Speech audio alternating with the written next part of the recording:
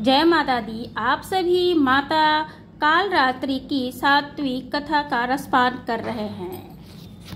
एक बेनी जपा कर्ण पूर्णा नग्न खरा स्थिता लंबोष्ठी कर्णिका कर्णी तैलाभ्यं शक्तिड़िनी वाम पदो लभसलो हलताक कंठभूषणा वर्धनम मूर्धध्वजा कृष्णा कालरात्रि त्रिभयंकरी।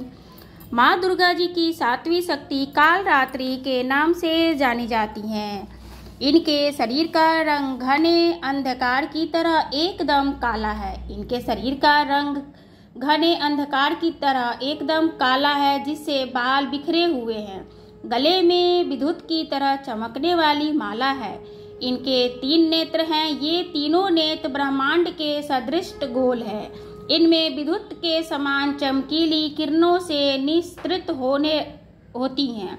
इनकी नासिका से श्वास प्रसव की अग्नि की भयंकर ज्वालाएं निकलती रहती हैं। इनका वाहन गर्दभ यानी गधा है। उस पर उठे हुए दाहिने हाथ की वर मुद्रा से सभी को वरदान प्रदान करती हैं। दाहिने तरफ की नीचे वाली हाथ अभय मुद्रा में है। बाईं तरफ के ऊपर वाले हाथ में लोहे का कांटा तथा नीचे वाली हाथ में खट्टर यानी कटार है। माँ कालरात्रि का स्वरूप देखने में अत्यंत ही भयानक, लेकिन ये सदैव शुभ फल देने वाली होती हैं। इसी कारण से इनका एक नाम शुभकर्णी भी है। अतः इनसे भक्तों को किसी भी प्रकार से भयभीत अथवा आतंकित होने की आवश्यकता नहीं है। दुर्गा पूजा के 7वें दिन माँ कालरात्रि की उपासना का विधान है। इस दिन साधक का मन सहस्त्रार्थ चक्र में स्थित रहता है। उसके लिए ब्रह्मांड की समस्त सिद्धियों द्वारा खुल जाते हैं। इस चक्र में स्थित साधक का मन पूर्णतः माँ कालरात्रि के स्वरूप में अवस्थित रहता है।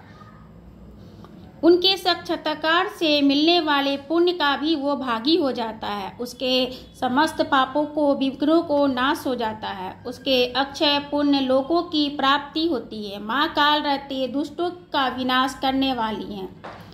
दानव दैत्य राक्षस भूत प्रेत आदि इन सभी स्मरण मात्र से ही भयभीत होकर भाग जाते हैं। यह ग्रह बाधाओं को भी दूर करने वाली है।